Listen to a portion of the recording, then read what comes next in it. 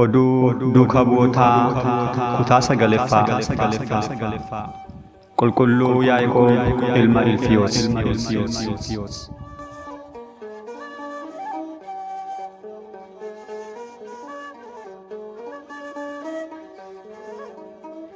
Maqaa Abbaa, kan Ilmaa, kan Hafuura Qulqulluu, Waaqa tokko. Ameen. Duukaa buutonni Gooftaa keenyaa isuma uumaa keenyaan kan filataman aangoo fudhatanii fedha isaa raawwachuuf adaraatti kenname qabatanii addunyaa amantaa xaa'otiin hadhoofte ifa wangeelaan kanneen mi'eessanidha. Amantii hojii gaarii kiristaanummaa waliin kiristaanota barsiisuun ofii isaaniis gidiraa qondaaltota biyya lafaarraa isaan qaqqabaa tureen sodaa tokko malee akka barsiisaa isaaniitti barsiisanii bakkaaf yeroo adda addaatti wareegamaniiru. Duukaa bu'oota kana keessaa tokko Qulqulluu Yaa'iqob ilma Ilfiyoosidha. Seenaa mana kiristaanaa keenyarraas ta'e kitaaba qulqulluu keenya irratti akkuma arginu qulqulloonni muraasni maqaa Yaa'iqob jedhuun waamamaniiru.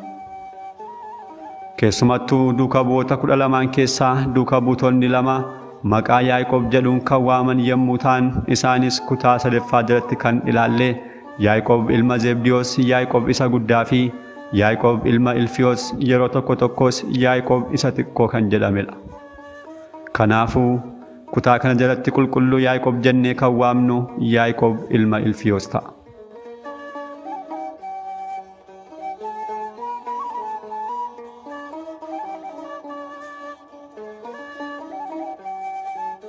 Qulqulluun Yaa'iqob gosoota israa'el 12 keessaa gosa Gaad keessaa kan dhalate abbaan isaa Ilfiyoos kan jedhamudha.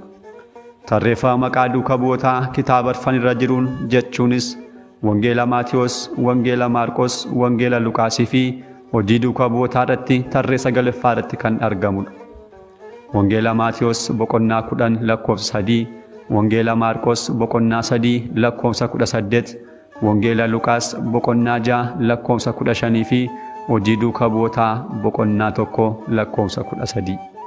Duukaa bu'aan kun akkuma duukaa bu'oota warreen biroo Gooftaa keenyarraa nyaataaf dhugaatii jireenyaa kan ta'e wangeela baratee guyyaa 50ffaatti kennaa Hafuura Qulqulluu argateera.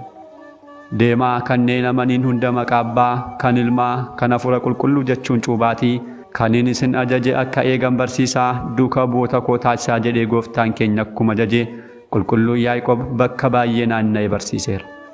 Biyyoota baay'ee barsiisee hundee kiristaanummaa erga dhaabeen booda gara Yerusaalemitti deebi'e.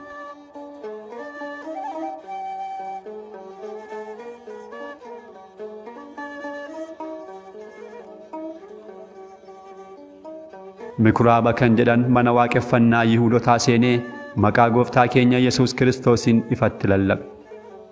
Yesuus Kiristoos ilma amalummaa Waaqa Abbaa, uumamoonni osoo uumamin Waaqa Abbaa waliin kan ture, Abbaa keessa jiraataa kan ta'e jecha Waaqayyoo ta'uu ibsee barsiise. Bakka Yihuudoonni wal ga'anii jiranitti nama tokko osoo hin sodaatin akkas jechuun barsiise. Nama akka bifaaf fakkeenya keenyaatti taa'umnu kan jedhe sadhaa, innis teessoo isaa samii Suraafelii fi Kiruubeel kan baatan irra kabaja waaqummaa isaan kan jiru, Suraafelii fi Kiruubeel kan galateeffatan, gadameessa dubroo Maariyaamii keessa kan bule sadhaa, innis nama kan ta'e Waaqayyoodha jechuun dursaa fi itti aanaa kan hin qabne ilma amalummaa Waaqa Abbaa Gooftaa keenya Yesuus Kiristoosiif dhaloota isaa duraa fi isa addunyaa boodaa sodaa tokko malee dhugaa ba'eef. Innis waa'ee keenyaaf jedhee rakkina kan simate iyya addaan fannoo irratti iyyee du'ee guyyaa 3ffaattis du'aa ka'ee kabaja isaatiin gara Abbaa isaatti akka ol ba'eebsee namoota walitti qabaman barsiise.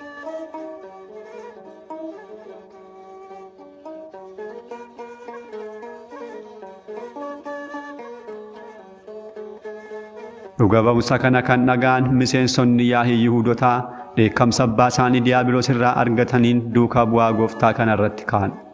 Dhiigni isaa akka dhangala'uuf irratti ka'uu isaaniitiin yeroo sanatti teessoo Qeesaa irratti mo'ee kan ture Qelaa'udiyoos dura isa dhaaban.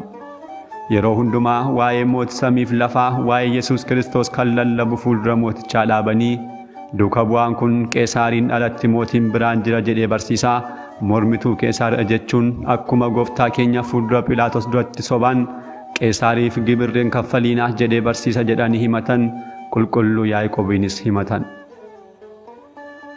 Mootichis yeroo kana dhaga'u dhagaatiin waraanaatu ajjeesaa jedhee ajaje. Isaanis dafanii dhagaa isaanii fudhatanii waraanuu eegalan. Haala kanaan Qulqulluun Yaa'iqob gidiraa guddaatiin gurraan dhala guyyaa 10 wareegamummaan gonfoo wareegamtootaa argate. Kiristaanonnis foonsaa fuudhanii kafanuun mana qulqullummaatti awwaalan.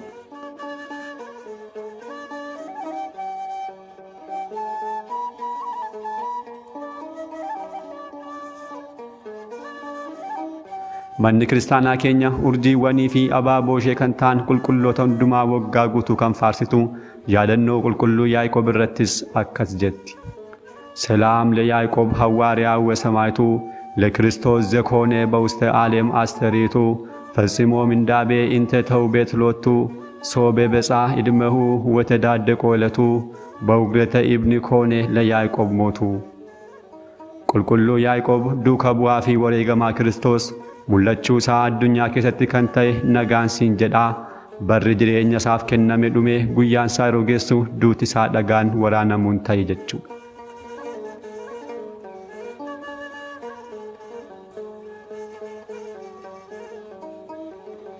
Deemsa mana kiristaanaa jechuun wareegamummaa qulqulloota abboota keenyaati. Mana kiristaanaa malee qulqulloonni, qulqulloota malee manni kiristaanaa yerootti jiraate hin jiru. Manni kiristaanaa bara mootota adda addaatti cunqursaa fi gidiraan lakkoofsa hin qabne irra gahaa turus hunda dabartee bara ammaa kanarra kan geesse barumsaa fi wareegamummaa qulqulloota ijoollee isheetiin.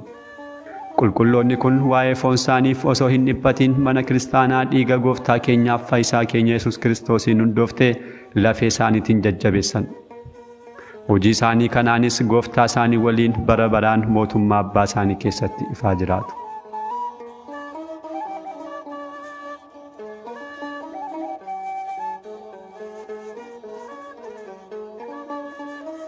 Waaqni qulqullootaa eebba Qulqulluu Yaa'iqob nurra haa bulchuu. Oduun duuka bu'ootaa kutaa 9ffaa hanga kanaatti kan dhageenye ture. Kutaa 10ffaa seenaa qulqullicha Taadiyoosiin hanga deebinutti nagaa Waaqayyootiin turtii gaarii. Galanni Waaqayyoof.